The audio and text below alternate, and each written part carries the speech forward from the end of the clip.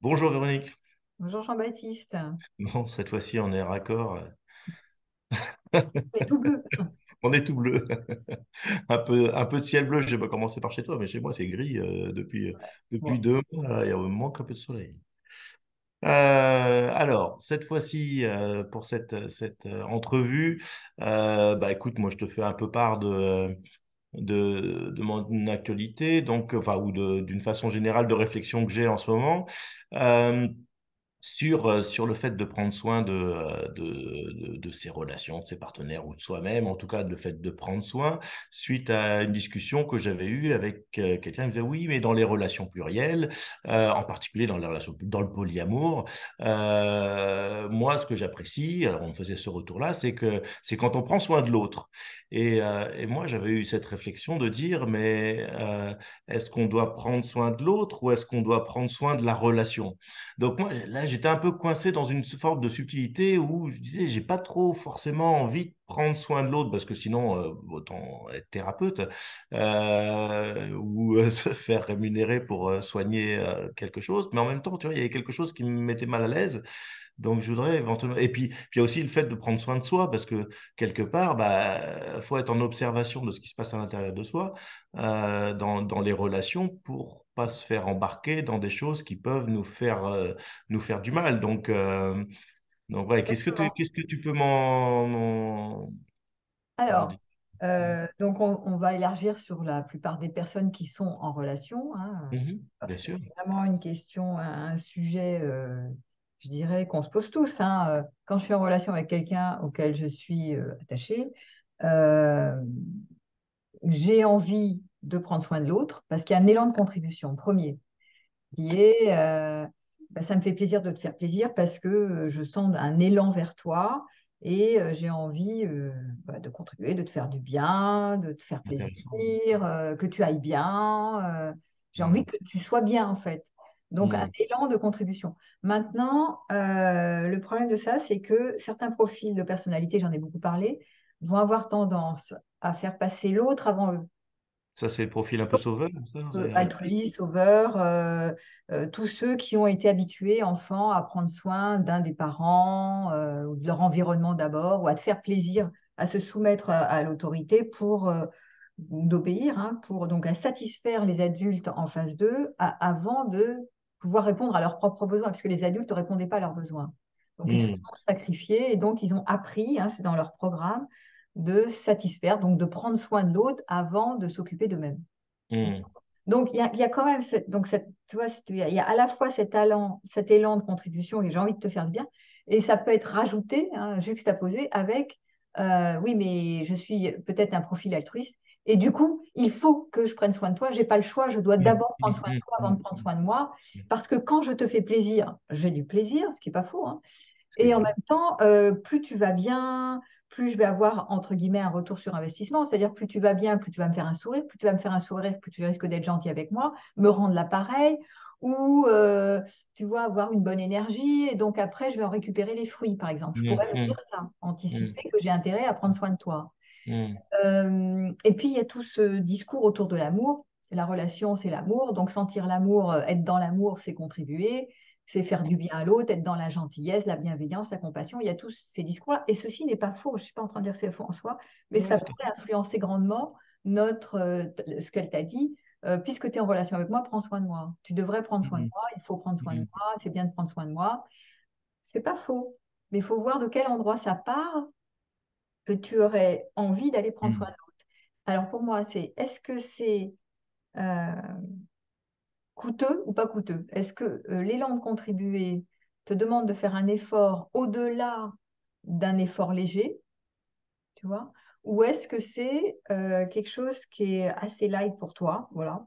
Ça te pèse pas de contribuer à l'autre parce que en même temps, pendant que tu fais un geste pour l'autre, tu donnes une attention à l'autre, tu ne t'oublies pas. C'est-à-dire tu te mhm, respectes. mhm. C'est juste pour toi à ce moment-là. Peut-être que demain, Ok. la même attention sera moins juste pour toi, mais à cet instant, cet élan de contribuer ne te pèse pas lourd, en fait, ne te coûte pas Ok. cher. Donc c'est quelque part, il faut trouver la balance entre le prendre soin de soi et le prendre soin de l'autre. C'est à quel moment je m'écoute, Ouais, où ça me demande un effort ouais. d'être dans cette relation. Voilà, c'est C'est ça. c'est Alors, ça. il ne faudrait pas prendre ce que je dis dans un excès, tu vois, parce qu'il y a des fois, avec ce discours, on prend d'abord soin de soi, on s'aime d'abord avant d'aimer l'autre. Ça peut aller dans des extrêmes. Moi, j'ai vu aussi un de mes amis, par exemple, qui avait une amoureuse qui était vraiment pas empathique pour le coup, pour un sou, et qui brandissait, tu sais. Alors, il était très malade, je sais plus, c'était fait opérer, je sais pas quoi. Bon, normalement, c'était sa compagne. Elle était censée quand même le soutenir un tant soit peu, passer le voir, avoir des gestes d'attention, tu vois. Ben non, elle a dit, ben non, mais moi, je prends d'abord soin de moi.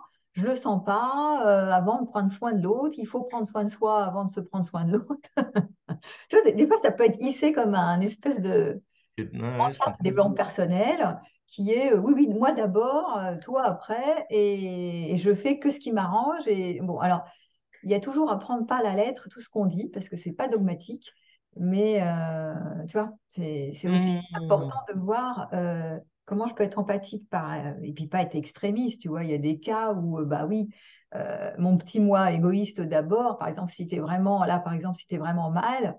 Je vais quand même m'enquérir de toi, hein, même si je préfère aller faire un cours de Zumba, par exemple. Tu vois. Mmh. Ouais, bien sûr. Ouais. Donc, il y a des exemples qui contrecarrent ce que je viens de dire. Mais globalement, ce que j'ai dit est quand même assez pertinent, c'est on Mmh. s'écoute quand même, parce que si tu ne te respectes pas et que tu satisfais absolument l'autre avant de te respecter, tu risques de ne pas poser des limites et de le payer cher. D'accord. Donc, quelque part, ce que j'entends derrière soi, derrière tout ce que tu dis, c'est il ne s'agit pas de plonger ni dans le prendre soin de l'autre parce que on s'est engagé dans une relation, donc ça veut dire qu'il faut tout sacrifier pour l'autre, ni se dire je suis dans une démarche de développement personnel, je m'aime d'abord et l'autre finalement il viendra bah, pour combler mes manques au moment où j'en aurai besoin. Là, Donc, l'autre devient un objet. Et donc, si j'entends ce que tu dis, ça veut dire qu'il y a un espace central qui est de l'ordre du prendre soin de la relation au final. C'est-à-dire que je ne prends ni trop soin de lui ou elle, ni trop soin de moi. Je prends juste l'endroit où la relation est belle, c'est-à-dire je peux donner, je peux recevoir et j'attends et je reçois aussi de façon équilibrée. C'est ça, c'est un peu non, pas le... tout à fait, parce que prendre soin de la relation, c'est encore un autre item. Prendre Ah, soin de la relation, intéressant. prendre soin de toi, effectivement, t'écouter. Donc, quand tu as un élan de contribution, écoute-toi aussi. Est-ce que c'est juste pour toi dans l'instant? Est-ce que tu as les moyens? Est-ce que tu peux donner ce que tu as envie de donner? Est-ce que l'autre te demande vraiment quelque chose? Ou est-ce que tu anticipes qu'il a besoin de toi et que voilà? Ou est-ce que tu arrives en mode sauveur en lui donnant des conseils parce qu'il joue à la victime? Voilà. Donc, Mhm. de quel endroit ça part que tu prends soin de l'autre? Et c'est important. Et si l'autre t'exige, prends soin de moi, prends soin de moi, prends soin de moi, donne-moi des attentions, tu ne m'en donnes pas assez. Tu vois, là, je reprends ton exemple. Il faut prendre soin de l'autre, ça donne pas très envie de prendre soin de l'autre. Tu vois, si elle te dit prends soin de Ah moi, ouais, tout à fait. prends pas. Ouais. Il faut que, tu vois, la générosité, ça part d'un élan du cœur. Donc, ça part pas, Ouais, ouais, il faut que parce que tu fais pas ouais, assez. ouais, Donc, ouais. même si c'est juste pour elle. Euh, Alors, du coup, En général, les gens répondent d'abord à leurs besoins avant de répondre aux besoins de l'autre, hein. Sauf hmm, ceux qui, j'ai dit, certains profils qui répondent d'abord aux besoins des autres avant le leur. Mais il y a hmm. toute cette dynamique, hein, dans le il faut, ça va mettre la pression et souvent, plus elle te dit il faut, moins tu as envie, en fait. C'est logique. Et alors, du coup, le prendre soin de la relation, alors, tu le places où? Alors, Parce que prendre soin de la relation, c'est est-ce que prendre soin de la relation, ça veut dire parfois aller à l'inverse de prendre soin de l'autre? oui, parce que prendre soin de la relation, tu peux avoir aussi une injonction normée qui serait il faut prendre soin de la relation pour qu'elle reste harmonieuse, pour que je puisse garder ce lien que je trouve magnifique ou intense ou intéressant ou captivant, dont je ne peux pas me passer. Donc, il faut prendre soin de la relation. Et donc, prendre soin de la relation, ça veut dire satisfaire l'autre, tu vois, ça veut dire comment je vais négocier cette affaire. Si je veux faire pérenniser cette relation parce que je ne veux pas la lâcher, je la veux harmonieuse, je la veux pérenne. Et donc, il va y avoir une injonction souvent qui est il faut prendre soin de la relation. Ce qui n'est pas faux non plus, mais toujours pareil, questionnez-vous de quel endroit part ce je veux prendre soin de la relation. Il faut prendre soin de la relation ou comment on fait pour prendre soin de la relation sans se mettre en porte-à-faux en faisant trop, en faisant des efforts surdimensionnés ou en étant dans je fais trop pour toi pour garder le lien. C'est-à-dire, je ne me positionne pas en fait. Je dis oui alors que je veux dire non. Tu vois. Ouais, mais en même temps, tu vois, je repense à des situations où dire non dans une relation, moi j'ai trouvé, et donc mettre l'autre dans une situation de frustration par rapport à un non que je pouvais faire, j'avais la sensation d'avoir nourri la relation de quelque chose. C'est-à-dire que c'était pas forcément en l'alimentant de choses positives, joyeuses, etc., mais au contraire, en mettant quelque chose qui correspondait mieux à ce que j'étais et ce qui correspondait justement à une sortie d'un idéal ou d'un mythe, voilà, sortir du mythe, par exemple, de la relation, de la relation romantique, en disant, bah non, non, là, c'est pas ce que je veux en ce moment. Et quelque part, en disant ça, l'autre, bah, je sais que je le frustre et donc je prends pas soin de lui à ce moment-là.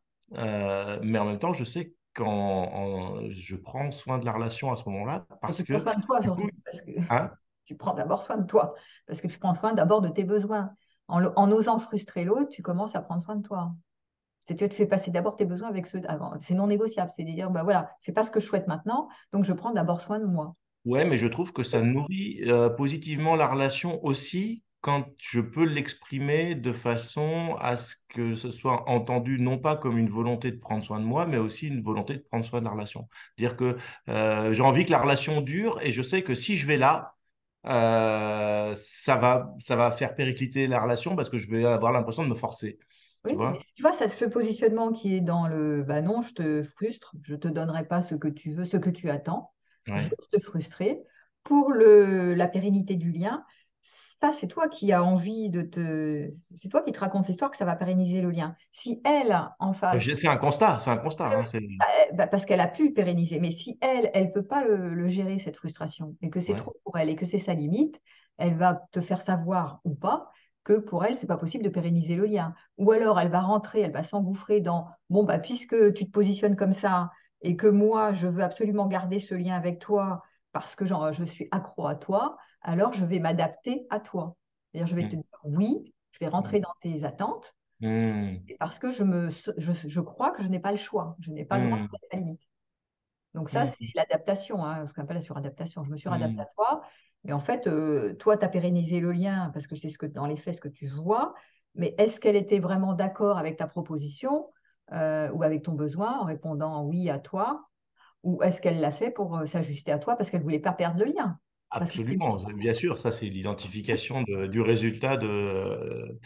Non, non, là je parle vraiment de l'idée de se dire que euh, en apportant aussi une désidéalisation de la qualité de notre relation en se disant ah ben non mais là tu vois je sens pas de se voir aujourd'hui, je suis pas à l'aise ou pour une raison ou pour une autre, bah, du coup ça ouvre d'autres possibilités à la fois pour l'autre. En tout cas, c'est ce que j'ai pu constater, que bah, ça avait libéré quelque chose plutôt que de générer de la frustration. Enfin bref, ça avait... après, quand tu dis je suis pas disponible, je peux pas te donner ce que tu attends, la frustration, c'est aussi une manière, quand l'autre est frustré en face, ça lui permet soit de se positionner, c'est OK, c'est pas OK, ouais. soit de gérer sa frustration en trouvant ses propres ressources pour gérer, en disant, Mm. bon, bah, moi j'attends moins, je vais faire autrement. Voilà, tu vois, il y a une Oui, manière oui. aussi, dans l'adulte de travailler sur ses ressources pour gérer sa frustration, parce que c'est OK d'être frustré, c'est pas, on ne peut pas toujours tout avoir de quelqu'un, hein. On ne peut pas répondre toujours à nos attentes en mode oui, oui, oui, oui. Voilà, mais quand je suis frustrée parce que l'autre ne répond pas, ça m'oblige toujours à me dire, est-ce que c'est négociable pour moi? Est-ce que c'est OK cette non-réponse? Mm. Est-ce que c'est gérable ou pas? Est-ce que c'est Et si c'est ma limite, je vais dire, bah non, c'est insupportable que tu ne me vois pas plus de 4 fois par semaine, je sais pas, ou 2 fois par semaine. C'est pas gérable pour moi, donc je préfère arrêter ce lien, tu vois. Par exemple, je peux me Mm. positionner en non, hein. Et je peux me positionner en oui, ok, je suis ok d'être frustrée parce que c'est pas trop dramatique pour moi. Et à ce moment-là, je vais gérer ma frustration, je vais en faire quelque chose. Ouais, ouais, Et des ressources, des appuis, je vais appeler quelqu'un d'autre, je sais pas, je vais faire ma vie, quoi. ouais. Ou alors je me morfonds dans la Dans la victime, suradaptation dans la victime. et là je vais manger un pot de Nutella en attendant que le temps passe, quoi. Ça, ou dans la victime qui va te le faire, toi, te faire payer en disant oui, mais t'es jamais disponible, regarde, à chaque fois, donc je fais en sorte de m'adapter, mais bon, finalement, ça se répète toujours, t'es jamais assez disponible. Et tu vois, il y a quelque chose de pas clair parce que je ne me suis pas positionnée dans j'ai pas peur de te perdre, et ça, c'est pas OK pour moi. Hmm. Ok, bon. Tu vois, prendre soin de soi, d'abord, c'est pour ça que je dis, c'est souvent quand même se respecter, s'écouter. Qu'est-ce qui est négociable, qu'est-ce qui est gérable, qu'est-ce qui n'est pas gérable. Jusqu'où je me raconte pas des histoires en me disant, mais non, c'est gérable pour moi, alors que j'arrête pas, De tu faire vois, les efforts. de répéter toujours la même chose à mon partenaire en disant, ah oui, mais là, c'est pas assez ci, c'est pas assez ça. Donc, j'ai pas géré vraiment, en fait. Je suis toujours dans le ressentiment et dans la victime qui dit, mais non, c'est pas OK pour moi. Bah, si c'est vraiment pas OK pour toi, positionne-toi dans le oui ou le non. Mais c'est tout un travail d'être OK, de lâcher le lien qui te correspond pas. C'est pas évident, hein. Non, non. C'est facile, ça. Donc, prends Non, soin de soi. Et prendre soin de la relation, tu as compris que c'est le numéro 3. C'est très bonne idée de prendre soin de la relation. D'ailleurs, il faut en discuter comment tu vois les choses, toi, pour prendre soin de la relation. Comme moi, je vois les choses pour prendre soin de la relation. Souvent, c'est la communication qui va être. Et puis, euh, et puis est-ce qu'on se met d'accord avec ça? Tu vois, c'est le troisième item. Et les deux, trois, ouais, Le prendre soin de la relation, tu le baserais plus sur quelque chose de pratico-pratique, ouais, quelque part, comment on essaye de se voir, qu'est-ce qu'on essaye de faire quand on se voit, ouais, des choses comme ouais, ça. ouais, ouais. Qu'est-ce qu'on met en place comme projet couple, enfin, ou relationnel, ou tu vois, comment on se met d'accord pour faire ensemble, en fait. Et Hmm. comment on se met d'accord et voilà. Et Donc, ça, il faut en discuter à deux, tu vois. Tu peux pas toi, identifier, avoir quelque part, identifier qu'est-ce que ça veut dire d'être ensemble, quoi. Euh, voilà. Et euh, comment on prend soin de la relation? Mais ça, c'est une question qu'on peut se poser à deux. Tu vois, un jour, on peut se dire, bah tiens, j'ai envie de prendre soin de la relation, toi certainement aussi, puisqu'on trouve que notre relation est chouette. Comment tu imagines qu'on peut prendre soin de la relation, toi? Et moi, je vais te dire, moi, comment je vois les choses, tu vois. hmm. Ouais, et puis après, on a trouvé un espace. Ah oui, D'accord. Ouais, super, très voilà. intéressant. Bon, merci en tout cas pour cet éclairage qui alimente encore mes réflexions sur le sujet. Pas très bien. Bah, je pense que ça clarifiera aussi pour beaucoup.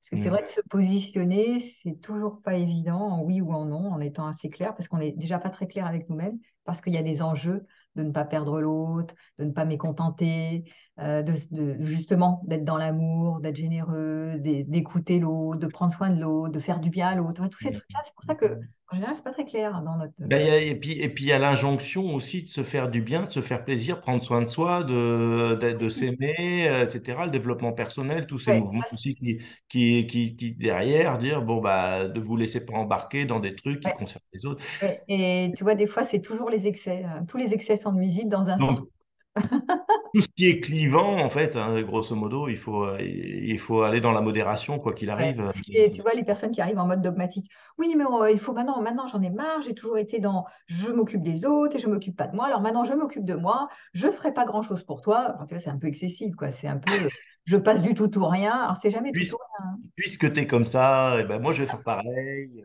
J'avais vu un mec une fois qui avait été joué au sauveur pendant, je sais pas, des années. Puis d'un coup, il passe, après, j'arrivais après.